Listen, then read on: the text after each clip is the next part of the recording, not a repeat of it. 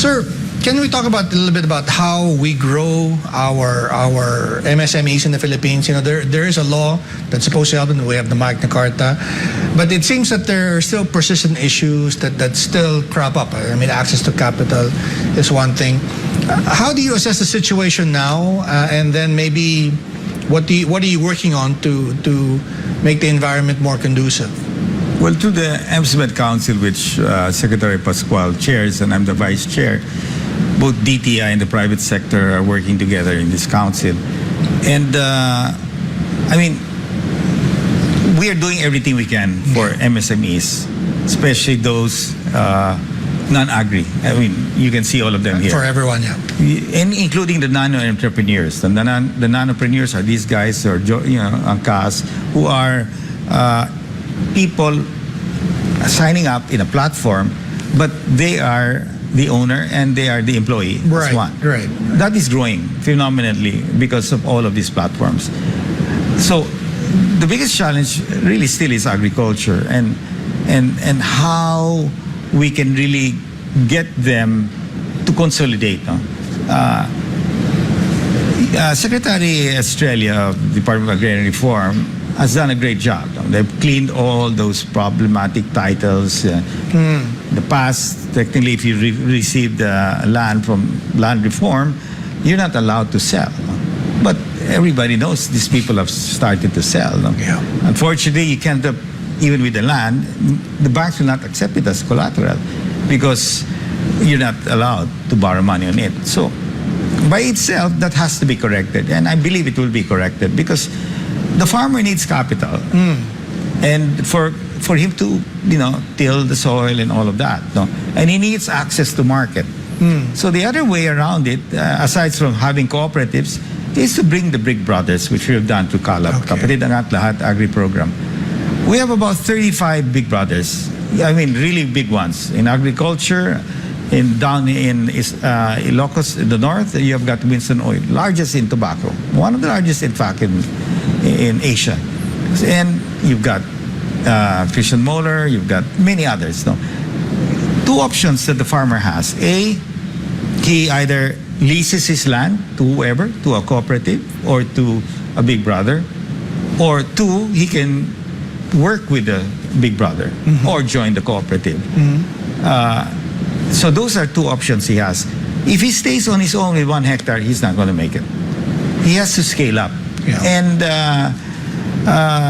the experts say the minimum hectareage is 24 hectares to have scale. So clustered farming. And so clustered block farming is the way forward. And the president knows that, and they're moving towards that. So hopefully these lands that have been cleaned up and the lands owned by the indigenous people, which are a lot of them idle, part of the forestry, can be put to more productive use. Yeah. It's interesting that you went into that direction. We're talking about CALAP. Is that somehow connected to your aspiration to maybe reduce poverty? Is there a connection there? Well, bulk of our MSMEs are from the agri sector. Okay. So unless we correct that problem, then access to Big Brothers within the Metro Manila area is easier. Right. I mean, you look at Pure Gold and many other big supermarkets, they're catering now to the sari-sari stores. Right. Everybody is giving so much attention to the sari-sari store. Okay. So the chances of success is there. Okay. But to the farmers, it's more challenging. Okay. Not only that you have weather and disease, but access to capital. Because banks will not lend these farmers because the risk is too high. We've called a meeting with all the banks, and they said the risk is too high. Now, how do we bring down that level of risk? The moment they are attached to a Big Brother, the bank will lend because they know that the Big Brother will provide the mentorship, will provide the access to technology, and then access to the market because they can buy the products from the farmers at a fair price. So then the banks will now lend because it becomes a viable business model. It's similar to franchising. Jollibee franchises out their stores. They train them. The entrepreneur owns the stores. So Jollibee or McDonald's acts as the mentor. And provides the market because they advertise the brand. So that's how you have to make it. That's how it can be viable. That's how we should do agriculture, in fact. Oh, talking about that, there are some people have been saying that maybe the government's role could be to secure a certain amount of the loan so that the banks will feel more comfortable because they're dealing with MSMEs who probably don't have the collateral, right? The traditional requirements that the banks would require to give out the loans. And the other part of that, some say, is maybe the social preparation, because obviously the farmers and other MSMEs, they have the cash, but they don't have, I guess, the confidence or the patience to fill out the forms or to go to the bank. But they can go to 5-6 and pay usury rates and get their capital that way. No. And well, that's their last desperate thing not to do. Yeah. But I feel that the banks are fearful in lending because they don't see the farmer as a viable model if he has a small hectareage. But the moment that's what you were saying, that clustered. The moment they cluster together, the moment it's like, would I lend money to a franchisee of McDonald's, Jollibee, or whatever? Right. I will lend if Jollibee is the brand and he is being mentored. So that's how I would do it. So imagine if Winston Uy, one of the largest in tobacco in the north, would say, okay, these are my farmers.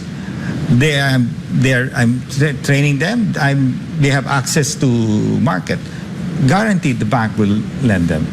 It's interesting when people talk about the Magna Carta for MSMEs, they always cite that problem with access to capital. But what's not mentioned as much is that there's a provision there that requires government, from national to local, to set aside 10% of their procurement budget for MSMEs. But that's not complied with either. What can be done there? Do you think that? Well, maybe just compel local government, hey, buy from a small business. I think they should be able to do it, especially if the business is into agriculture, like rice. No? Yes. So, and I think some of them are doing it already. They're buying rice from the farmers, so that helps. No, the access to market helps. So it can be LGU. That's why a cooperative can also be just as good, provided that there is good leadership in the cooperatives. No? Because as we know, cooperatives, there's just too much democracy. Sure. Leadership changes. Sure. In a Big Brother approach, there's only one boss, the real owner. Right. And so it's a more,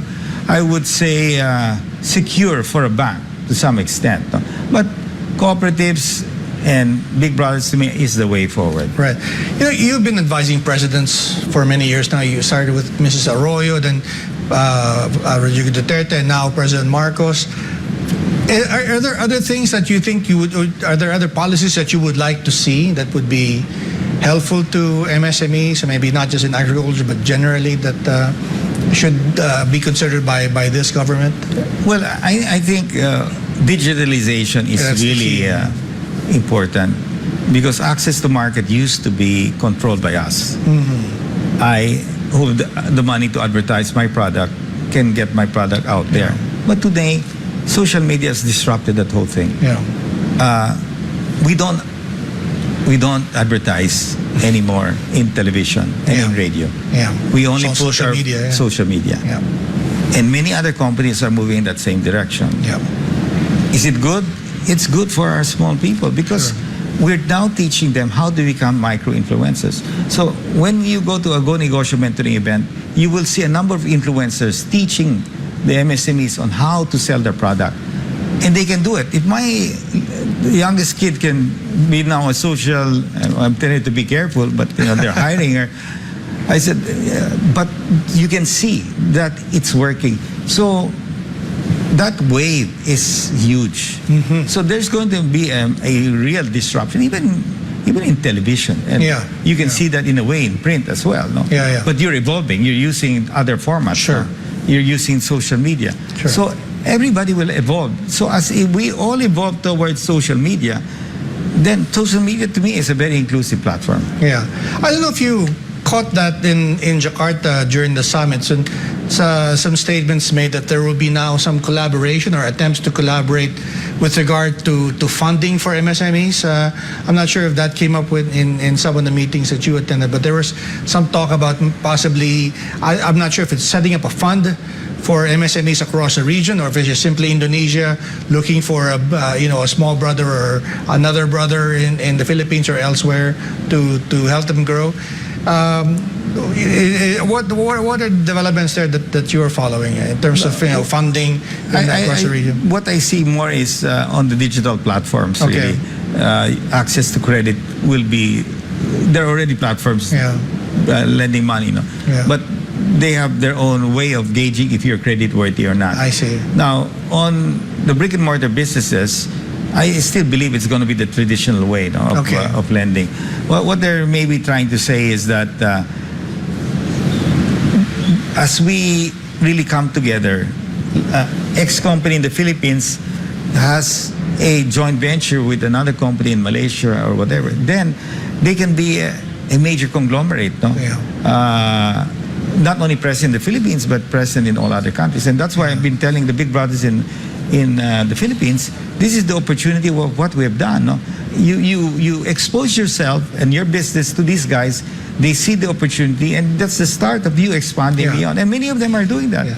I mean, Christian Moller, who's in coconut. Yes, in Palawan, yeah. Yes, and it's a special. He does it. He doesn't do coconut water. It's beyond that. No? Yeah. Simon Baker is expanding, so there's this opportunity. So we have a lot of really super agri-entrepreneurs are doing well, who I believe are ripe to expand here and abroad. But that's what I was asking earlier. I guess maybe in not in a clear way, but maybe do you see, for example, your mentoring program going region-wide, where maybe that can be how our entrepreneurs get to know their potential customers or suppliers, say in Malaysia, Thailand, maybe through that kind of activity, maybe not even just a social get to know you, but maybe like what you do, like in a formal mentoring activity. So right now it's done online basically. Yeah. In the Philippines it's blended online and physical. Yeah.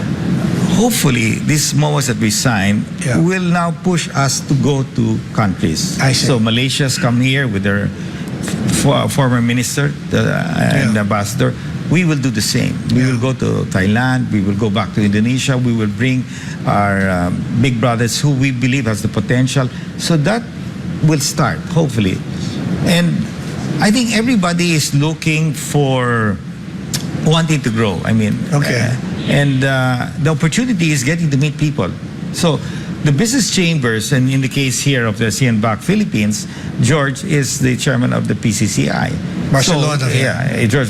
So he has that network. We also know these guys. So in other words, we need to expose our talented entrepreneurs who are successful, already successful, not the beginners, the ones that are successful, to meet other people out there.